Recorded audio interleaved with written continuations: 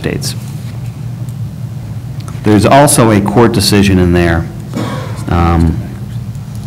in which PSCOA, and in particular President Pinto, attempted to challenge the reduction, but unfortunately the Commonwealth Court determined that he didn't have standing.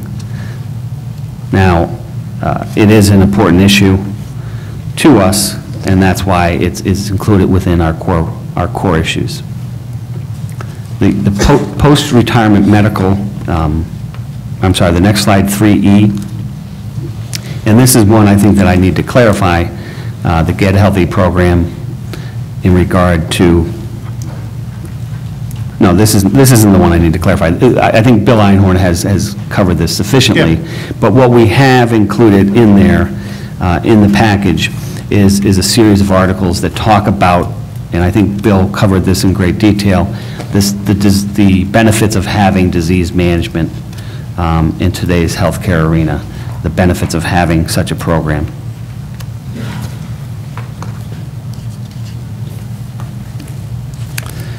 The next... Can I clarify sure. one thing?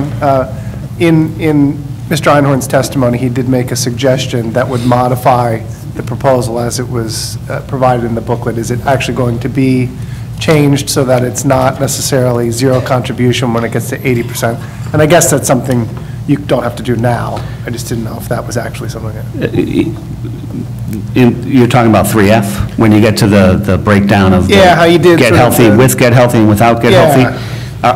At this point, I would have to speak to the association to determine whether we would modify it, but let me say this, I believe, along with the rest of his testimony, I think Attorney Einhorn made a lot of sense in a lot of things he said. So if that's something, if the board believes that that it's something viable to do, I don't know if we would necessarily object. One of the things he did say was that the past administration was not, of PSCOA, was not too keen on the Get Healthy concept. I think not only the new administration, but the membership knows that this is a positive area to get into these disease management programs, because we believe that you shouldn't just put the cost upon the employee. If the goal is to get the cost down, we believe disease management is the way to go, not just pass the cost to the employee. And I think that's the position of our membership. Okay, but I think the specific question, I appreciate you not objecting to anything the board does. I think the specific question, though, is if, you know, Mr. Einhorn had said, you know, looking at as the one that drafted it, he said, looking at it, I may make a modification to this. If the association decides they would accept that recommendation and make a modification to the co-insurance premiums and how they decline and whether you're in Get Healthy or not in Get Healthy, the board would appreciate that information. You don't have to do it right now, but, you know, it's sometime... I'll have that for you tomorrow. Yeah, you know, sometimes before these hearings end, so when we go into executive session, we're clear on your numbers. You have as much time as you need. Thank you. Perfect. That's perfect. Todd, the trustee minutes that are behind 3E, I guess, what's notable about those minutes? Oh, I'm sorry. You'll see, and just let me find it there.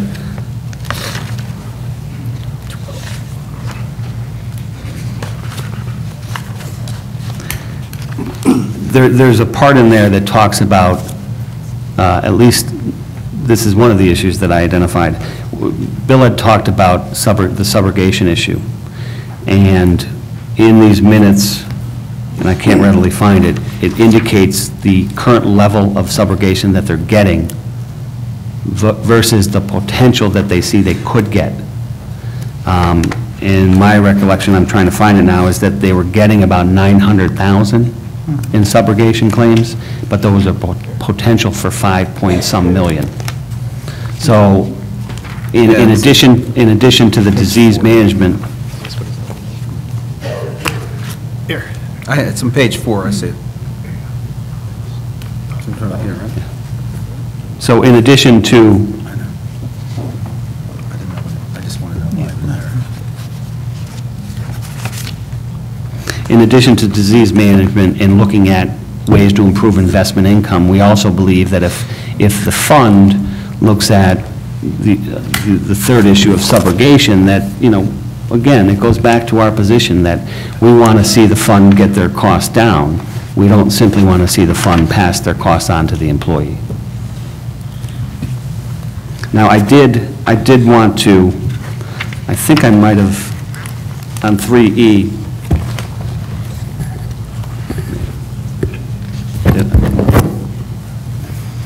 and 3E, I did want to talk about one thing.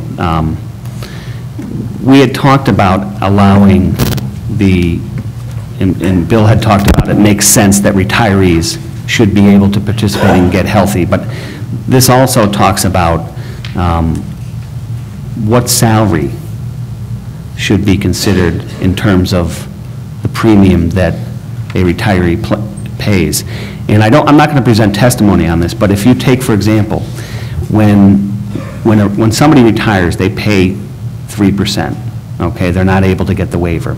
And it's 3% of their last salary. Right. So they pay 3% of their final salary, okay? So, but when you look at it in terms of, for example, I'll give you one example. Sean Smith, who has been operating the computer behind you, he's a retired member, okay? If you look at it more in terms of the money he's actually bringing in, his retirement check, okay? The premium he's paying is not 3% anymore. It now jumps up to 6.55%. So, not that we're asking you to do something with that, but I think it shows that they're not paying 3%, they're paying 6.55% of the retirement benefit, and so it makes even more sense to allow these individuals to take advantage of the Get Healthy, not only so they can save money, but again, get them into the disease management program. We also want to try to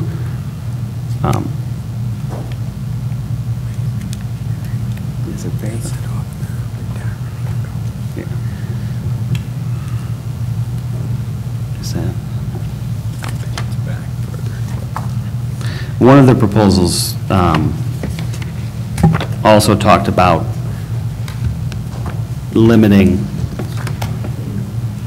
what you base the retirees' payment off of.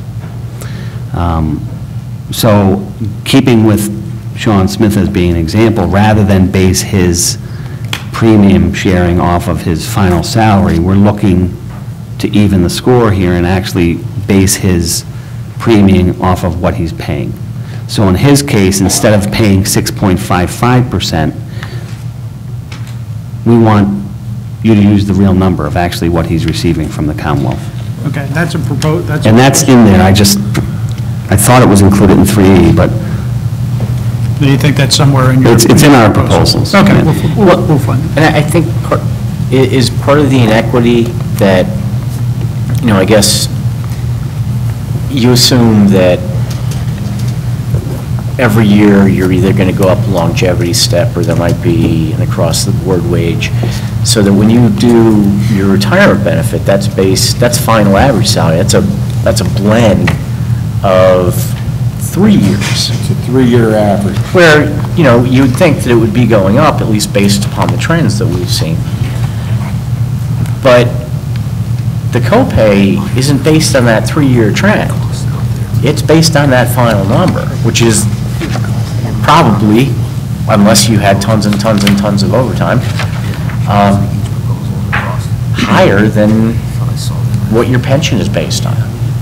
Once you retire, you're on a fixed income, okay? And when you're paying medical benefits based on your highest year, you've really cut into their retirement benefit because it's already at a reduced rate. So there's basically two inequities we're asking this board to address. The first inequity would be the fact that these individuals are not allowed to participate and get healthy. And then the second inequity is that the 3% is based upon the final average salary, when in reality, their pension doesn't even come close to that. Yeah. So, okay, in proposal 3E, where you talk about limitations on the salary considered, that's Yes, the sir. point you're trying to Yes. make. That's I where get it is. Okay, all Yeah. right, thank you. is there, The next slide. is there, may I ask, is there a specific formula that you would use for the retiree contribution? As opposed to 3% of that final average, is there? It should be based, the 3% based on their retirement earnings. The pension, not- okay, right, I got you. Not what they made when they were working. Whatever the board determines the percentage to be, if they accept our proposition that it's going to be a scaled percentage and go from 3% to 0. Sure. But it would be then based on their pension. They would be in the same boat as the H-1 active members. The only difference that their percentage wouldn't be based on salary, it would be based on retirement benefit. Correct. Well, Understood. it's income regardless. What they're getting, income-based. It's on the- That's it. It's back in 3F. Okay. All right. So, unless there's other questions in regard to the retiree issue, 3F, I think we talked about with enough length, and I would then move to the third binder.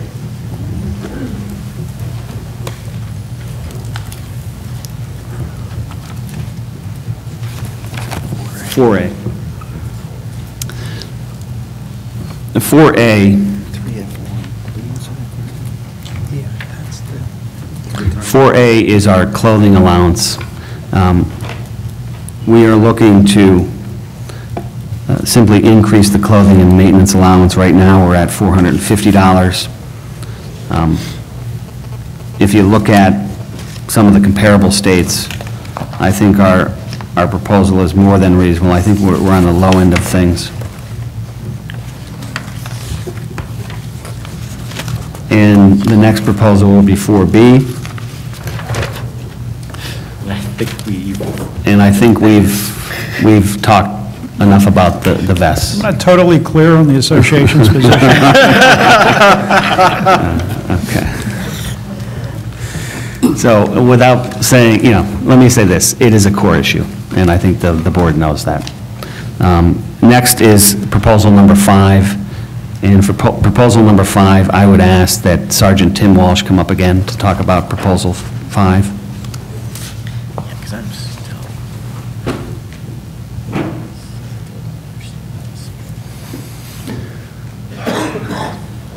Welcome back, Sergeant. Okay. For proposal 5, could you, obviously, we're proposing to delete this language. Could you first describe what we're trying to do here? What does Article 18, Section 2B3 do? And maybe it's the easiest way to explain it is to give us an example. Yeah, that's what I was going to do. I was going to ask, I know we do. We know the difference between CN and the CP. Those are leave codes. Bottom line is one's pre-scheduled, that's a CP. The other one isn't, that's a CN. The other non-pre-scheduled leave is considered a CN. Okay, the way this is written right now in the contract is if you get more than 3, or C4 status as we call it, you're then basically eliminated from taking pre-scheduled leave and working overtime and getting paid premium time and a half at any time throughout the year once you've got the 4. So if I will, this is what happens. In January, I get the flu. All right? 2 weeks later, the wife comes down with something, I got to call out again. All right? As we know in Pennsylvania, it starts to snow. I have trouble getting to work. Now, this time I get there, but I get there late. I get a CN for that, too. All right? So now everything's going good. It's February. The Super Bowl's over. The Steelers just won it again. All right, you just made yourself a witness that's totally not credible.